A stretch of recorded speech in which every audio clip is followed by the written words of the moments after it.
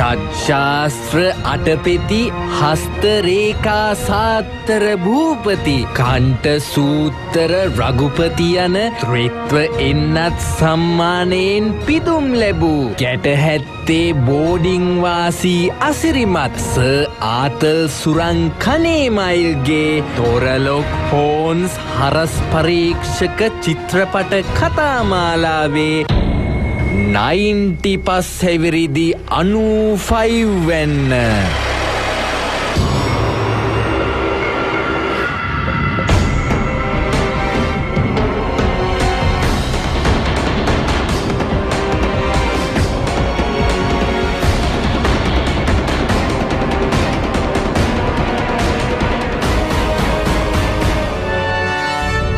අතුරුදහන් වූ පියාගේ පුනරාගමනය The Returning of the අතුරුදහන් Father.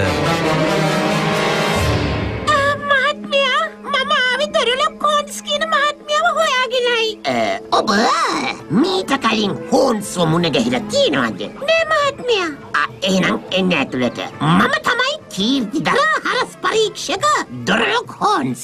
මම දොරලොක් හෝන්ස් මහත්මයාව මීට කලින් මුණ ගැහිලා නැති වුණාට පත්තර වලින් ඔහුගේ ඡායාරූපය ඕන තරම් දැකලා තියෙනවා. හුටා කෑවනේ මාළු කෑලි හතම. මම ඊ දැක්ක උංගා පින්තූරවල ඔබත් පැත්තෙන් හිටිය මට මතකයි මෙට්සන් මහත්මයා. මම හිතන්නේ අද දවසටම ඔබට බඩ පිරෙන්න ඔය ටිකම ඇති කියලායි මැට්සන්. මේ ඉන්නේ දොරලොක් හෝන්ස් මහත්මයා. වාඩි වෙන්න මෙනවිය. ඔබ එවලා තිබුණු විදුලි පුවත මට ඊයේ හවස ලැබුණා. එහි සඳහන් මම මගේ අතුරුදහන් වූ පියාව හොයනවා. කවදා ඉඳලාද ඔබේ පියා අතුරුදහන් වුනේ? මම ඉපදෙන්න මාසෙකට කලින්. ඔබ ඉපදෙන්න මාසෙකට කලින් නේද? අවසන් වරට ඔබ පියාව දකින්නකොට ඔහු මොනවද ඇදලා හිටියේ? අන්න ඒව හොඳ රට පුන්නක්කු ප්‍රශ්නයක්. sorry. මෙයාගේ මෑණියන්ගෙන් අහන්න ඕන ප්‍රශ්නයක් නේ මම මෙයාගෙන් ඇහුවේ. I am sorry නංගි because අනේ මේ කටවාගෙන හිටපන් මැට්සන්. අවුරුදු 23කට පස්සේ ඔබ ඔබේ අතුරුදහන් වූ පියා ගැන හොයන්න හිතුවේ ඇයි මෙනවිය? මට කාත් කවුරුවත් නෑ හෝන්ස් මහත්මයා. අන්න කිව්වා මගේ හිත රිදෙන කතාවක්. මේ ලෝකේ කවුරු හරි තරුණියක් කාත් කවුරුවත් නැතුව අසරණ වෙලා ඉන්නවා නම් එයාලා හිතන්න ඕනි මේ මැට්සන් අයියා ඉන්නව නේද කියලා. ඒ තරුණිය ඔබට වැඩිය වැඩිමල් නම් ඒත් හිතන්න ඕනේ මැට්සන් අයියා ඉන්නවා කියලාද? ඔබට මොනවාද දොරලොක? මට වැඩිය වැඩිමල් තරුණිය කොහෙද ඉන්නේ? ඒකත් ඇත්ත. ඔබට වැඩියෙන් දවසක් වැඩිමල් කියන්නේ 50 පැනලා කියන එකනේ. අම්මෝ අර බීතියන හුණාගේ ලොකු. මේ අද පත්තරකාරය තාම ලියුම් අරන් ආවේ නෑ නේද මිස්ටර් හෝන්ස්? අන්තරී මෙනවිය. මොකද මේ හදිසියෙම අවුරුදු 23කට පස්සේ පියා ගැන හොයන්න හිතුනේ? මගේ තාත්තා අතුරුදහන් වුණාම එයාව හොයන්න කියලා මගේ අම්මා ගිහින් තිනවා මාව සුරකුම් මැදස්ථානයකට බාර දීලා. ඇය කවදාවත් ආපහු ආවේ නෑ මිස්ටර් හෝන්ස්. එහෙමනම් ඇයි ඔබ අතුරුදහන් වෙච්ච පියා ගැන විතරක් හොයන්නේ? ඇයි මව ගැන හොයන්නේ නැත්තේ? හෝන්ස් මහත්මයා. ඔව්. සුරකුම් මැදස්ථානයේ බාරකාරිය මට අවුරුදු 18ක් පෙරුණාට පස්සේ මගේ අතට නිවසක් සහිත ඉඩමක ඔප්පුවක් දීලා කිව්වා ඔබේ මව මේක ඔබට දෙන්න කියලායි කියේ කියලා. ඒ කියන්නේ ඔබේ මව හිතා මතාම නැවත නොයන්න ගියා කියලා ඔබ විශ්වාස කරනවද? ඔව්. එය මා වෙනුවෙන් විශාල ගෙවීමක් සුරකුම් මැදස්ථානයට ගෙවලා යන්න ගියා වෙන්න ඕනේ. දැන් එතකොට ඔබ පියා හොයන්නේ ඇයි? මගේ පියා මා වෙනුවෙන් විශාල මුදලක් බැංකුවේ තැන්පත් කරලා ඒක මට නිසි වයසේදී ලබා ගන්න පුළුවන් විදිහේ බැංකු අනකරයක් සකස් කරලා තියෙනවා. නමුත් හෝන්ස් මහත්මයා එම ලියවිල්ල නිසි තැන අස්සන් තබන්න ඔහුට බැරි වෙලා. දැන් ඔබට පියාව අවශ්‍ය ඒ අස්සන ලබා ගන්න විතරද? ඇත්ත වශයෙන්ම. මොකද මගේ පියාත් ඕනකමින්ම මාව දාලා ගියා කියලා මං හිතන්නේ. හොඳයි. මේ නංගි මං කියන්නේද? ගහමු නංගි තාත්තගේ වගේ හොර අස්සනක් ගහලා සල්ලි ටික ගම්මු කියලා මං කියයි කියලා උඹ බය වුණා නේද දොරලොකා? ජීවිතේට කියන්නේ මචං. මං ජීවිතේට කියන්නේ ෂේප් එකේ කොලොත් මිසක්. of course.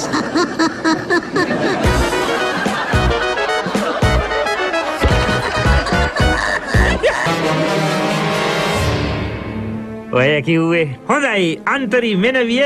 දැන් ඔබට අවශ්‍යයි ඔබගේ පියා හොයාගන්න. ඔව් මං කිසිදාක දැකලා නැති මගේ පියා හොයාගෙන මගේ දීපලේ උරුමය ලබා ගන්න ඕන මිස්ටර් හොඳයි. ඔබ ළඟ තිබෙන පියා පිළිබඳ සියලුම තොරතුරු අපට දීලා යන්නකෝ. නංගි මේ වැඩේ ආරම්භ කරන්නට කලින් අත්තිකාරමක් ලෙස පවුන් 1000ක මුදලක් අපට ලබා දෙන්න. ඕකේ? ඇයි උඹ කතා නැත්තේ? ඇත්වාසේ මාට කියහන්කෝ. දැන් කාටද අත්තිකාරම් ඕනේ? ඔබටද මටද? අප දෙපළටමනේ. මෙන්න අත්තිකාරම් පවුන් 1000ක් ගෙනලා බාරගන්න. නේද ගනින්න ඕන. ඔය නංගිගේ සුදු අතින් දුන්න නම් 1000 ඒ විදිහටම ඇති. ඒකයි මං කියන්නේ.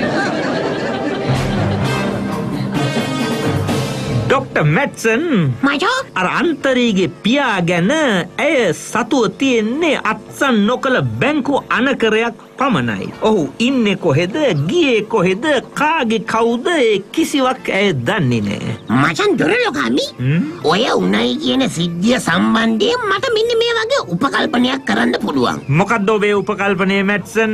ඉපදින්න ඉන්න ළමයට බැංකු ගිණුමක් දාන තාත්තා වයිෆ් අතරලා යන්න යනවා.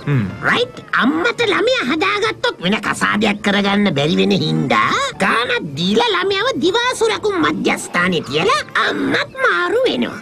දැන් ඕක උඹේ උපකල්පනයක් මැට්සන්. ඕකනේ දැන් කොහොමත් මෙතන වෙලා තියෙන සිද්ධිය. ඒකට වෙලා තියෙන්නේ. ඉතින් මචං එහෙනම් මගේ උපකල්පනේ හරිනේ බං.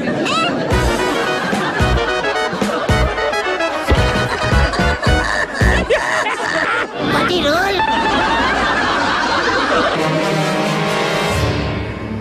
ඔයිට වඩා මේ ප්‍රශ්නේ දිහා ගැඹුරින් හිතන්න ඕනේ මැට්සන්.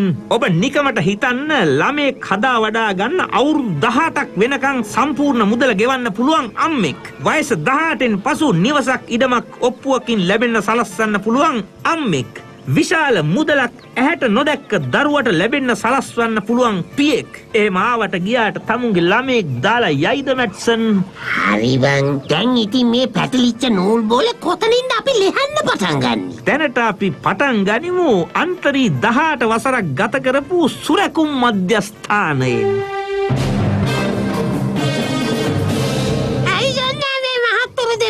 අපි ආවේ උතුරු අයර්ලන්තයේ ඉඳලා.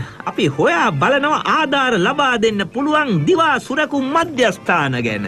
අනේ මහත්තයා මේ අපට නම් ආධාර අවශ්‍ය නැහැ. යකෝ මොලේ හොඳ නැද්ද? ආධාරේ පාදියන්නේ. පුදුමයිනේ. වෙනින් අය නම් දෙන පරක්කුවෙන් ආධාර මුදල් ලබා ගන්න කැමතිනේ. දරුවෙක් මල්ලෙක් නැති මට මොන ආධාරද? මේ දිවා සුරකුම් මධ්‍යස්ථානයේ හිටපු අන්තිම ළමයාත් අවුරුදු 17 තිබුණාම යන්නේ ඇරියා. දැන් මම තනියම.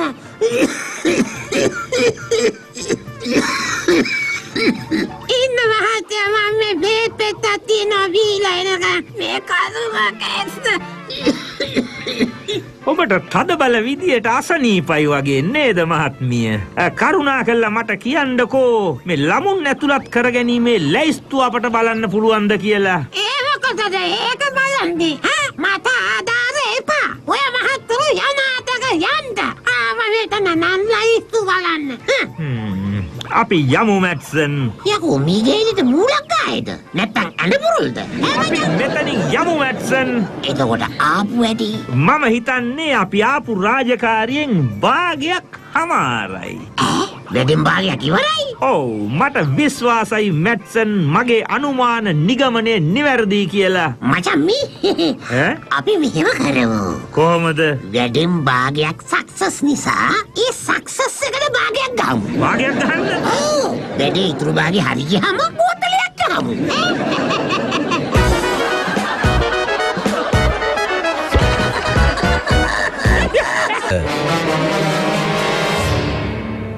මැට්සන් ඔබට තියෙනවා දැන් විශේෂ රාජකාරියක් කරන්න. ඒ මොකද්ද මචං? ඔබ ලන්ඩන් නුවර දකුණු මායිමේ හුදකලාව පිහිටි එලවට මග රෝහලට යන්න ඕනේ. ආවෝ මචං හෝන්ස් මේ එලවට මග රෝහල කියලා කියන්නේ අර ජරා ලෙඩ හැදිච්ච කට්ටිය ඉන්න රෝහලනේ. ඔව් ඔබ එතෙන්ට ගිහිල්ලා එතන රෝගීන් ලියාපදිංචි කරන නන්ලේස්තු පොත අරගෙන පරීක්ෂා කරලා බලන්න අපි ගිය දිවා සුරකුම් මධ්‍යස්ථානයේ ලිපිනය හෝ අන්තරීට ලැබුණු නිවසේ ලිපිනයෙන් කවුරුන් හෝ රෝගියෙක් ලියාපදිංචි වී තියෙනවද කියලා. බුදු අම්මේ මචං මේ ඒක පිදුරු ගොඩක ඉඳි කටුවක් හොයනවා වගේ වැඩක් නේ. මෙන්න මේ පවුන් 200 ඔබ අතේ තියාගන්න මැට්සන්. බය නැතුව මිට මොලවන්න රෝහලේ සේවකයින් දෙතුන් දෙනෙකුට. එතකොට ඔබේ වැඩේ කොහොමත් කෙරේවි හරියට පෙරදිග මිනිස්සු වැඩ කරනවා වගේ. ඒ කියන්නේ නීත්‍යානුකූල ක්‍රමයට.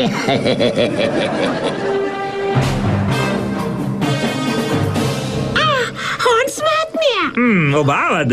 ඔබේ පණිවිඩය ලැබුණු ගමන්මයි ආවේ. මගේ පියාගෙන තොරතුරක් ලැබුණද? මට ඔබට එක උදව්වක් පමණක් කරන්න පුළුවන් අන්තරී වෙනවිය. මොකද හොන්ස් මහත්මයා ඒක? මට ඔබේ පියා ඔබට ලැබෙන්න සලස්සපු බැංකු අනකරයට නොතිබ්බ අස්සන පමණක් ලබා දෙන්න පුළුවන් වෙනවිය. ඔව් මට තාත්තගේ අස්සන තිබුණේ නම් හොඳටම ඇති. මට ඔවුන්ගේ මූණුව බලන්න ඕනේ මිස්ටර් හොන්ස්. මාව ඉපදෙන්නත් කලින් මාව දාලා ගිය දෙමව්පියෝ මට එපා. හොඳයි. ඒ බැංකු අනකරේ මට ලැබෙන්න සලස්සන්නකෝ. මං ඔබේ පියාගේ අස්සන අරන් දෙන්නම්කෝ. ඒත් ඔබේ පියා කවුද කියලා මම ඔබට කියන්න කැමති නැහැ වෙනවිය. නෑ මට අවශ්‍ය නෑ හොන්ස් මහත්මයා. මං ඔවුන්ට වෛර කරනවා. මේකම අතර වීදි කතාවන්නේ මිස්ටර් හෝන්ස්. ඇත්තටම මේ කෙල්ලගේ දෙමව්පියෝ කවුද? ඇයි ඔයා එයාගේ දෙමව්පියෝ එයාට පෙන්වන්නේ නැත්තේ? ඉන්ස්පෙක්ටර් මැක්මෙවන් මගේ මිත්‍රයා මේ අහන්න. මගේ මිත්‍ර ඩොක්ටර් මැට්සන් පවා දරන්නේ මේ පිළිබඳව වැරදි ආකල්පයක්. එක්තරා ධනවත් පවුලකට දරුවෙක් ලැබෙන්න ඉන්නකොට මවට සහ පියාට දරුණු අසම්මත රෝගයක් වැළඳුණා. ඔවුන් බය වුණා දවසක තමුන්ගේ එකම දරුවට මේ අප්‍රසන්න රෝගේ නිසා සමාජීය වශයෙන්ුත් මානසිකවත් දුක් විඳින්න සිදුවේ කියලා. ඒ බුද්ධිමත් පියා තාමත් ඒ අසනීපෙන් රෝහල්ගත වෙලා ඉන්නව මගේ මිත්‍රයා. මව තමයි දිවා සුරකුම් මධ්‍යස්ථානයේ පාලිකාව. ඔවුන් දරුවට හොරෙන් දරුවව රැකවලාගෙන දෙමාපිය ආදරේ හදවතේ පමණක් තැන්පත් කරගෙන නිහඬ වුණා. ඒකයි නියම දෙමාපිය ආදරය. මචං කොහොමද මචං ඔය ලෙඩේ ගැන උඹට ඉව වැටුනේ? එදා දිවා සුරකුම් මධ්‍යස්ථානයට ගිය වෙලාවේ ඇය අසනීපයි කියලා බීපු බෙහෙත් පෙත්ත දවටලා තිබ්බ කොලේ බිම වැටුනහම මම ඒක අහුලගත්තා. ඒ මෙනෝසිමොක්සින් කියන ප්‍රතිජීවකේ ලබා දෙන්නේ ඊටාම විරල දරුණු අසම්මත රෝගයක් සඳහා පමණයි. එතනනුයි මට පොට පෑදුනේ මැට්සන්.